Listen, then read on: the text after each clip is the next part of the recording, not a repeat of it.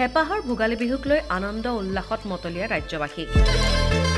ৰাজ্যৰ ভিন্ন প্ৰান্তৰ লগতে মহানগৰীৰ ২ নম্বৰ মঠঘৰীয়াতো ভোগালী বিহুৰ আনন্দ উল্লাস পৰিলক্ষিত হৈছে।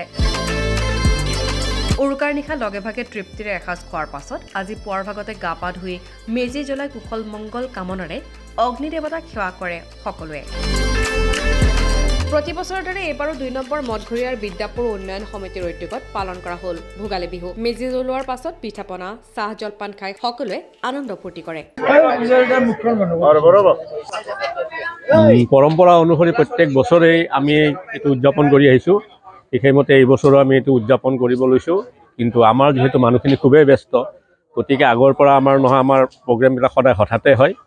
গতিকে আমাৰ ইয়াতে মেজি বজাই মেজি প্ৰজ্বলন হ'ল। ইয়াৰ পিছত আমাৰ আইসকলৰ নাম প্ৰসংগ শেষ হ'ল। এতিয়া ইয়াৰ পিছত আমাৰ অলপ সামূহিক জলপানৰ ব্যৱস্থাও আছে। তেনেকৈ চিৰা দৈ সেইখিনিও আমি ইয়াতে আমি যোগাৰ কৰি ৰাখিছোঁ। গতিকে আমি সকলোখিনি ৰাইজে মিলি একেলগে এনেদৰে আমি ভোগালী বিহুটো উদযাপন কৰিছোঁ।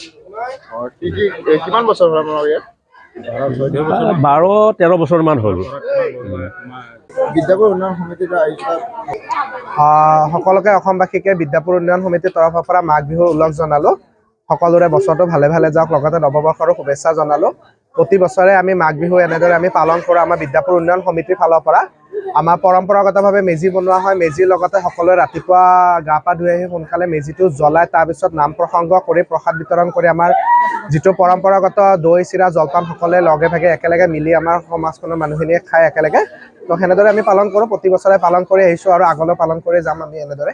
সেইটোৱে এইটোতো আমাৰ মন্দিৰ স্থাপনৰ পৰাই কৰি অহা হৈছে। আমাৰ যিটো লক্ষী মন্দিৰ আছে, শ্ৰী শ্ৰী লক্ষী মন্দিৰ, তাৰে পৰাই আমাৰ কৰি অহা হৈছে। এতিয়া বৰ্তমান আমাৰ এইটো 27 বছৰ চলি আছে। তাৰ লগতে আমাৰ এইটো ৰাতিপুৱা আমাৰ মেজি জ্বলোৱা হয়। মেজি জ্বলোৱাৰ পিছত স্থানীয় মহিলাসকলৰ দ্বাৰা নাম প্ৰসংগ কৰি তাৰপিছত প্ৰসাদ বিতৰণ কৰি আপোনাৰ দৈ চিৰা জলপানটো আপোনাৰ আগবঢ়োৱা হয়। ব্যুৰো ৰিপৰ্ট B24 অসমীয়া।